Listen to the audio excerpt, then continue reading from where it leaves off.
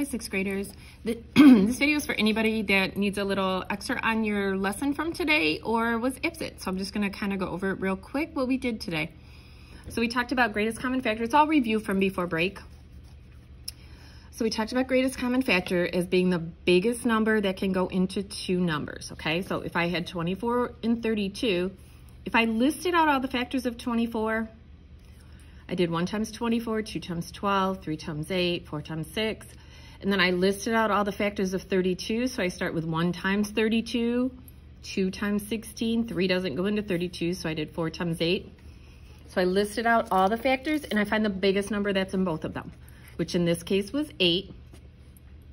What that does is that gets you ready to do fractions in lowest terms, okay? So if I had the fraction 24 over 32, and I know that 8 is their greatest common factor, they both have 8 in them, I can divide by 8, and I will always get lowest terms if it's my greatest common factor, okay? Could I have divided by 2 because they both have a 2? Yes. Could I have divided by 4 because they both have a 4? Yes. Could I divide by any other number? No. The only factors they had in common are 2, 4, and 8.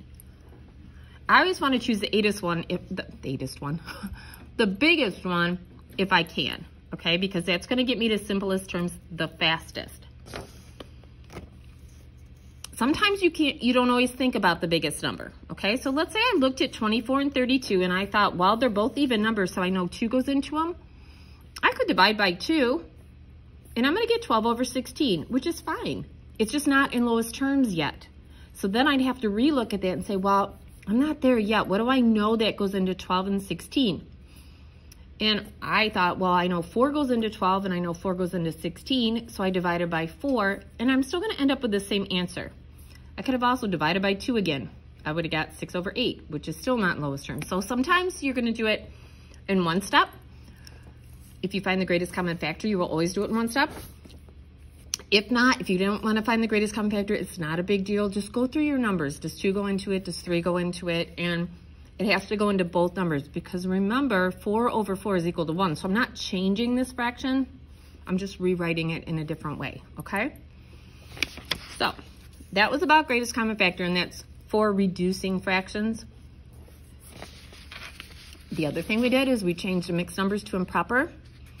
And we did this before break as well. So remember, if you have a mixed number and you want to change it to improper, this is in words what you would do. You do the denominator times the whole number plus the numerator all over the denominator, which sounds really hard to remember, but it's really not.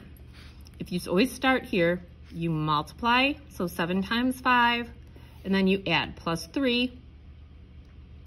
7 times 5 is 35, plus 3 is 38, and I always keep my denominator, so it's 38 over 7, okay? So again, if I always start at the bottom, I start with my denominator. 7 times 3, or 3 times 7 is 21. 21 plus 2 is 23, so it's 23 over 3. I keep my denominator, okay? So that's just changing mixed to improper. The last thing we did today was the total opposite, changing improper to mixed, okay? So if I have an improper fraction, so when we start multiplying fractions, your answers are gonna be probably improper fractions and you're gonna have to change them back to mixed numbers. So what you do is you'd say, how many times does 5 go into 47? Now remember, if you know your multiplication facts, this will be very easy. If you're a little behind on your multiplication facts, this is gonna be a little bit harder. It's gonna be a lot of guess and check then. So it's really important you learn at least up to 12 times 12. Your multiplication facts are really good. So if I said 5 goes into 47, and I know it's 9 times, okay? 9 times 5 is 45. Then this is how many whole times it fit in, and I'll go through this one in a second. So 5 went into 47, 9 whole times. 9 times 5 was 45, so I had 2 left over. It's my remainder over my denominator, okay? Always. So your numerator is your remainder. Your denominator always stays the same, unless you're putting it in lowest terms after it's done, okay? So if I didn't know that, I would just do a long division problem, and I'm gonna figure out how many whole times it goes in. So this time I did 9 times 5 is 45.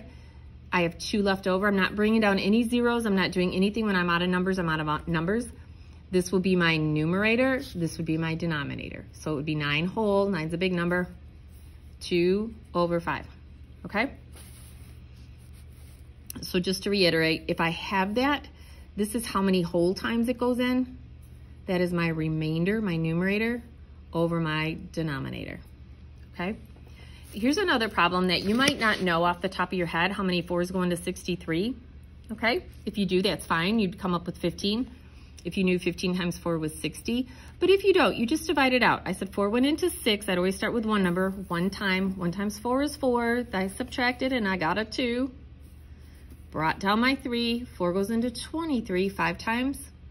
5 times 4 is 20. And I had 3 remainder. Again, I don't bring any numbers down. All I do is I said 15 and I do my remainder over my denominator. All right, that's pretty much what we did. The homework for today, and these notes are also on the note page on the agenda, so you should be able to print those out. On the homework page that you had to do for homework, if you have 10 15s, it's asking what is a GCF of these numbers, not what is this in those terms. What is the biggest number that can go into 10 and 15? If you need to list out the factors of 10, okay, so again, if I'm listing out the factors of 10, I'm gonna start with 1 times 10. I know 2 goes into 10 5 times, and I just have to get to 5. So 3 doesn't go into 10, 4 doesn't go into 10, 5 does, but I already used it, so I'm done. If I did 15, so that's 10. If I do 15, I say I know 1 times 15. 2 doesn't go into 15, 3 does. 3 times 5. Nothing else goes into 15. I could keep going 4, 5, and I would get to 5. So I'd try 4, 4 doesn't, and I already have a 5, so I'm done. So I would say the biggest number that goes into them is 5. So the GCF of this one would be 5, okay? Now, this second part, so this you're just finding the GCF. The second part, you're actually putting them in lowest terms. So in other words, I know 5 goes into both of these, so I'm gonna divide by 5. Whatever you do to the numerator, you do to the denominator, and I get 3/5. Okay, that has to be in lowest terms. So if you're not in lowest terms, just keep dividing till you get there.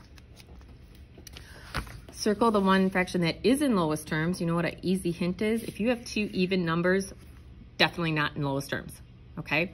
So I could cross those out right away. So if I'm looking at this one, 4 and 12 are even. That is, 2 goes into every even number, so that can't be. 3 and 6, well, if I looked at that, 3 is odd, 6 is even, so I can't use that rule, but 3 goes into both of those. 3 goes into 3 1 time, 3 goes into 6 2 times, so I can't use that one. 4 and 5, there's nothing that goes into 4 and 5. And then 3 and 9, again, 3 would go in. So that one's not in lowest terms. So I'm just picking the one that is. All right, you guys have a fabulous day, and I will talk to you later. Bye.